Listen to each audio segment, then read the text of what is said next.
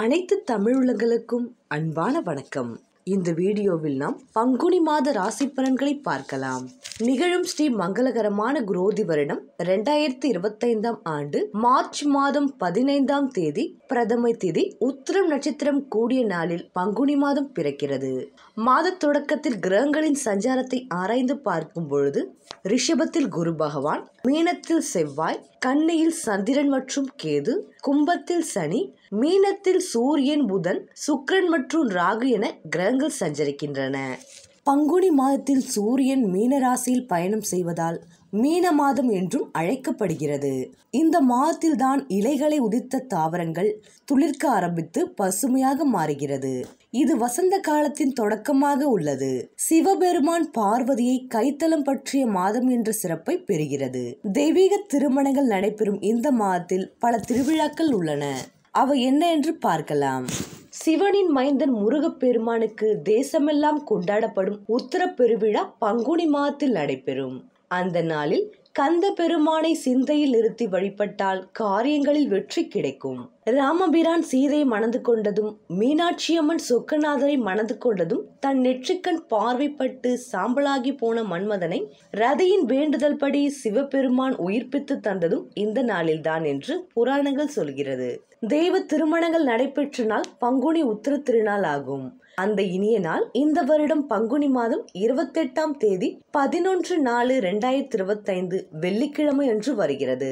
அன்றைய தினம் முருகப்பெருமானை முறையாக வழிபட்டால் தங்கு தடைகள் தானாக விலகும். மங்கள நிகழ்ச்சிகள் மனையில் நடைபெறும். கார்காலத்தில் விளைந்த நெல்லை அறுவடை செய்து உரலில் குத்தி அரிசியாக்கி பொங்கல் வைத்து பெண்கள் மேற்கொள்ளும் விரதம் காரடையான் நோன்பு என்று அழைக்கப்படுகிறது. இந்த மாதத்தில் பெண்கள் இந்த விரதத்தை கடைபிடிப்பார்கள். பங்குனி மாத தேய்பிறையில் வரும் ஏகாதசிக்கு விஜயா ஏகாதசி என்று பெயர். இதில் விரதம் இருந்தால் தொழில் இடையூறுகள், எதிர்ப்புகள், போட்டி பொறாமைகள் விலகும். எந்த காரியத்திலும் வெற்றி கிடைக்கும். ஸ்ரீ ராமபிரான் இந்த விரதத்தை அனுஷ்டித்து ஆற்றல் பெற்ற பின்னர்தான் ராவணனை வென்று சீதையை மீட்டதாக இதிகாச வரலாறு கூறுகிறது. பங்குனி 1 முதல் பங்குனி 3 வரை மீனராசியில் புதன் நீச்சம் அடைகிறார். பங்குனி 4 முதல் பங்குனி 26 வரை கும்பராசியில் புதன் வக்ரம் அடைகிறார். பங்குனி 24ஆம் தேதி கடகராசியில் செவ்வாய் நீச்சம் அடைகிறார். பங்குனி 27 முதல் பங்குனி 30 வரை மீனராசியில் புதன் நீச்சம் அடைகிறார்.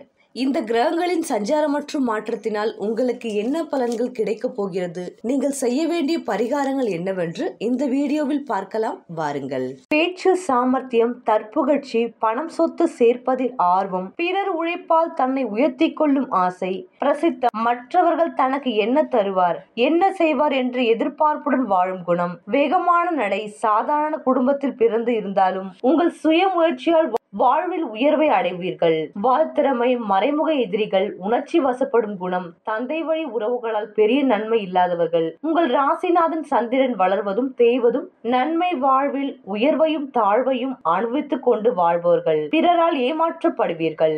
மனம் அடிக்கடி மாறும் குணம் கொண்ட கடகராசி அன்பர்களே, பங்குனி மாத கிரக நிலைகளை ஆராய்ந்து பார்க்கும் பொழுது மாத தொடக்கத்தில் மீனராசியில் புதன் நீச்சம் பெற்றும் வக்ரம் பெற்றும் சஞ்சரிக்கிறார். விரையாதிபதி புதன் பலம் இழந்திருப்பது நன்மைதான். எனவே விரயத்திற்கு ஏற்ற வருமானம் வந்து சேரும். இடமாற்றம், வீடு மாற்றம், உத்தியோக மாற்றம் போன்றவை எதிர்பாராத விதத்தில் வரலாம். அலுவலக பணிகளில் கொஞ்சம் தாமதம் ஏற்படும். தாயின் உடல் நலத்தில் கவனம் தேவை. வாங்கிய சொத்துக்களால் பிரச்சனைகள் ஏற்படலாம். மாமன் மைத்துனர் வழியில் எதிர்பாராத விரயம் உண்டு. மங்கள நிகழ்ச்சிகளில் தடைகள் ஏற்படாமல் இருக்க புதனுக்குரிய சிறப்பு வழிபாடுகளை மேற்கொள்ளுங்கள். மீனத்தில் உள்ள புதன் பங்குனி 4ஆம் தேதி வக்ர இயக்கத்தில் கும்பராசிக்கு வருகிறார். உங்கள் ராசிக்கு 3, 12 ஆகிய இடங்களுக்கு அதிபதியானவர் புதன். 12க்கு அதிபதியான அவர் அஷ்டமத்தில் மறைவது அற்புதமான நேரமாகும். கெட்டவன் கெட்டிடில் கிட்டிடும் ராஜயோகம் என்பதற்கேற்ப எதிர்பாராத சில நல்ல வாய்ப்புகள் உங்களை தேடி வரும். இல்லம் கட்டி குடியேறுவது அல்லது கட்டிய வீட்டை பழுது பார்ப்பது போன்றவற்றில் கவனம் செலுத்துவீர்கள். விரயங்கள் சுப விரயங்களாக மாறும் வாய்ப்பு உண்டு. கல்விக்காகவோ கலை சம்பந்தப்பட்ட வகையிலோ செய்த முயற்சி வெற்றி பெறும். பொது வாழ்வில் ஏற்பட்ட வீண்பழி அகலும். உத்தியோகத்தில் உள்ளவர்களுக்கு புதிய பொறுப்புகள் கிடைக்கும். பங்குனி 27ஆம் தேதி மீண்டும் மீனராசிக்கு செல்லும் புதன் அங்கு நீச்சம் பெறுகிறார். இருப்பினும் சூரியனோடு இணைந்து புத ஆதித்ய யோகத்தையும் சுக்கிரனோடு இணைந்து புத சுக்கிர யோகத்தையும் உருவாக்குவதால் வீட்டிற்கு தேவையான விலை உயர்ந்த பொருட்கள் மற்றும் பிள்ளைகளின் கல்யாணத்தை முன்னிட்டு சேர்வரிசை பொருட்களை வாங்குவதில் கவனம் செலுத்துவீர்கள். ஆடை ஆபரண சேர்க்கை உண்டு. உத்தியோகத்தில் அதிகார அந்தஸ்திற்கு உயர்த்தப்படுவீர்கள். இடம் பூமி வாங்கும் முயற்சி கைகூடும். எதிர்காலத்தை பற்றிய பயம் அகலும். மீனத்தில் சஞ்சரிக்கும் சுக்கிரன் இந்த மாதம் முழுவதும் வக்ரம் பெற்று சஞ்சரிக்கிறார். உங்கள் ராசியை பொறுத்தவரை சுகஸ்தானாதிபதியாக விளங்குவர் சுக்கிரன். அவர் வக்ரம் பெறும் இந்த நேரத்தில் உடல்நிலையில் கவனம் தேவை. ஜீரண தொல்லைகளும் இனம் புரியாத கவலைகளும் மேலோங்கும். எந்த ஒரு விஷயத்திலும் தீர்க்கமாக முடிவெடுக்க இயலாது. குடும்ப பிரச்சனையை சமாளிக்க வேண்டிய சூழல் உருவாகும். அரசியல் களத்தில் உள்ளவர்களுக்கு திடீரென பொறுப்புகள் மாறலாம். மக்கள் செல்வாக்கை தக்க வைத்துக் கொள்வது நல்லது. வெளிநாட்டு முயற்சியில் தாமதம் ஏற்படும். உங்கள் ராசிக்கு யோகாதிபதியானவர் செவ்வாய். அவர் பங்குனி 24ஆம் தேதி உங்கள் ராசியிலேயே நீச்சம் பெற்று வலிமை இழக்கிறார். இக்காலத்தில் தைரியமும் தன்னம்பிக்கையும் குறையும். மாற்று கருத்துடையோரின் எண்ணிக்கை உயரும். நினைத்ததை நினைத்தபடி செய்ய இயலாது. நீண்ட காலமாக நடைபெற்று வந்த வழக்குகள் மேலும் தாமதத்தை சந்திக்கும். வாகன மாற்றம், இடமாற்றம், ஊர் மாற்றம் செய்யலாமா என சிந்திப்பீர்கள். உத்தியோகத்தில் மேலதிகாரியின் ஆதரவு திருப்தி தராது. கடகராசி அன்பர்களே, உங்கள் ராசிக்கு 7ஆம் இடம் களத்திர ஸ்தானம். 8ஆம் இடம் கர்மஸ்தானத்திற்கு அதிபதியான சனி பகவான் கடந்த 2.5 வருடமாக உங்கள் ராசிக்கு 8ஆம் இடம் கும்பராசியில் இருந்து பலம் தந்து விட்டு இப்போது உங்கள் ராசிக்கு திருக்கூட ராசியான 9வது ராசி மீனத்திற்கு பெயர்ச்சியாக வந்து அமர்ந்துள்ளார். மீன ராசியில் சனி அமர்ந்து என்ன விதமான பலன்களை தந்து அனுபவிக்க செய்வார் என்பதை அறிந்து கொள்ளுங்கள். சனி பகவான் உங்கள் ராசிக்கு 8ஆம் இடமான குடும்பத்தில் இருக்கும் போது உங்களின் முன்ஜென்ம கர்மவினை, நீங்கள் செய்த பாவசாப பதிவுகளுக்கு தக்க சோதனை, வேதனை, தண்டனையை தருவார். சனியின் மகர ராசி காலபூர்ஷ சக்கரத்தில் மேஷத்திற்கு 10ஆம் இடம். இது கருமஸ்தானம். அதாவது சனி ஒருவருக்கு தொழிலை நிர்ணயிக்கும் ராசி. இங்கு சனி கரும காரகனாக, தொழில் காரகனாக செயல்படுவான். அதற்கு அடுத்து 9வது ராசியில் கர்ம வினை காரகனாக செயல்படுவான். கர்மம் வேறு கருமம் வேறு என்பதை புரிந்து கொள்ளுங்கள். கடகராசி அன்பர்களே, உங்கள் தொழிலை பற்றி பார்க்கலாம். உங்கள் தொழில் உத்தியோகத்தில் இடமாற்றம், அலுவலக மாற்றம் உண்டாகும். அலுவலகத்தில் பிரிவு மாற்றம், ஊர் மாற்றம், வீடு மாற்றம் என ஏதாவது ஒரு வகையில் மாற்றங்கள் உண்டு பண்ணி வைப்பார். உத்தியோகம் இல்லாதவர்களுக்கு உத்தியோகம், தொழிலை ஏற்படுத்தி வைப்பார். ஆனால் அந்த உத்தியோகம் உங்கள் படிப்பு திறமை, உழைப்பு, அனுபவம் இவைகளுக்கு தகுந்ததாக இருக்காது.